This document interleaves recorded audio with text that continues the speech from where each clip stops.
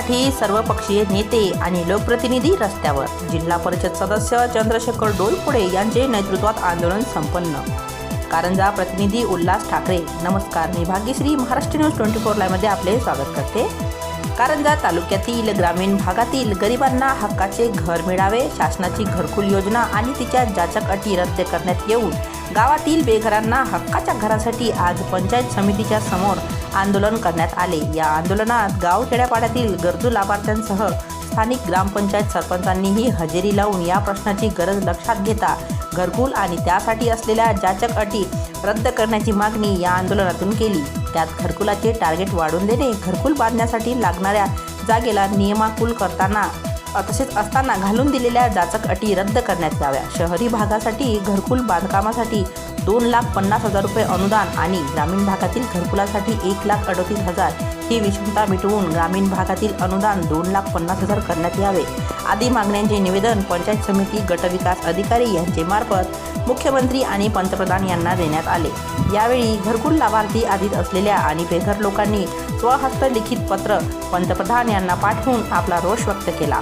आंदोलनात राष्ट्रवादी काँग्रेसचे नेते दत्तराजजी डहाके, आंदोलनाचे नेतृत्व जिल्हा परिषद सदस्य चंद्रशेखरजी डोईफोडे, शेतकरी नेते गजानन भाऊ अहमदाबादकर, युवा नेते देवदत्त डहाके, समाज कल्याण सभापती अशोकराव डोंगरदिवे, जिल्हा परिषद सदस्य दत्ता पाटील तुरक, जिल्हा परिषद सदस्य मीनाताई भोने, पंचायत समिती सभापती प्रदीप देशमुख, माजी पंचायत समिती सभापती सविता रोकडे, पंचायत समिती सदस्य देवानंद देवळे, मयूर मस्के, धम्माभाऊ गवई, सौ अलकाताई अंबरकर, सौ वर्षाताई गवई, सौ मोनालीताई तायडे, उंबरडा बाजार ग्रामपंचायत सरपंच राज चौधरी, पिंपळगाव बुद्रुक ग्रामपंचायत सदस्य सुरेश बहुटे यांच्यासह ग्रामीण भागातील घरकुल मागणी करणारे शेकडो लाभार्थी उपस्थित होते. आम्ही हे गरिबाच्या हक्काचे घर केव्हा मिळणार हा प्रश्न देशातील राज्यातील शासनकर्ते यांना जागविण्यासाठी प्राथमिक आंदोलन करीत असून आमच्या हा रास्त मागणीला न्याय मिळावा म्हणून करीत आहोत. या मागणीला सरकारने लवकरात लवकर न्याय द्यावा, अन्यथा पुढील आंदोलन हे व्यापक स्वरूपात करून शासनाला घरकुलाचे प्रश्न सोडविण्यासाठी भाग पाडू शकते. जिल्हा परिषद सदस्य चंद्रशेखर डोईफोडे. गावातील गरीब, बेघर आणि गरजू माणसाची लढाई आता रस्त्यावर आली आहे. हे शासन कुंभकर्णी झोपेत आहे.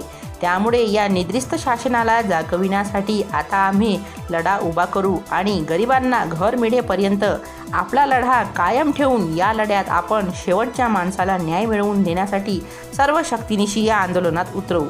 दत्ताभाऊ डहाके, नेते राष्ट्रवादी काँग्रेस. महाराष्ट्र न्यूज 24 लाईव्ह करता मी भाग्यश्री तसेच प्रतिनिधी उल्हास ठाकरे यांच्यासह रजा घेते. भेटूया पुढील बातमी सत्रात. नमस्कार. परंतु सरपंचाच्या हाती अधिकार नाही आहे. 2016-17 मध्ये ज्यावेळेस सर्वे झाला, बेसलाईनचा सर्वे झाला, त्या सर्वेमध्ये जे ऑनलाईन नावं झाले त्या ऑनलाईन नुसार ते नावं आज घरकुल मिळत आहे. परंतु सरपंचाच्या जर हाती जर अधिकार असला तर आम्हाला असं वाटते की जे खरोखर बा आता आमच्या गावातला एक खराटे म्हणून एक उदाहरण, ती यादी कुठतरी नवीन आता करण्यात यावी.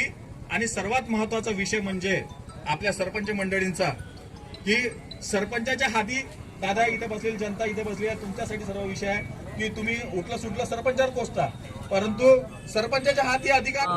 माझं काही चुकणार नाही आहे. जिल्ह्यामध्ये सर्वात जास्त प्रस्ताव फक्त पंचायत समिती कारंजानंच पाठवलेले आहेत.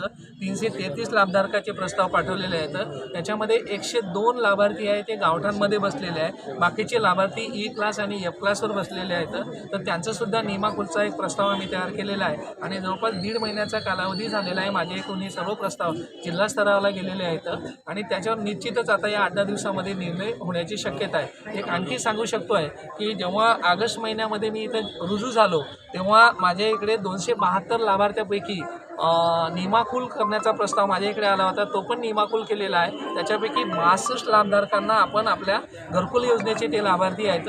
परंतु शासनाच्या माध्यमातून त्यांचे पैसे कुठं भरावे या संदर्भामध्ये अजूनही ऑनलाईनला ती म्हणजे योजना सुरू न झाल्यामुळे मला पैसे भरता येऊ लागलेले नाही. परंतु या 2-3 दिवसामध्ये त्याच्यामध्ये सकारात्मक कारवाई करण्याचं मी आपल्याला आश्वस्त करतो आहे.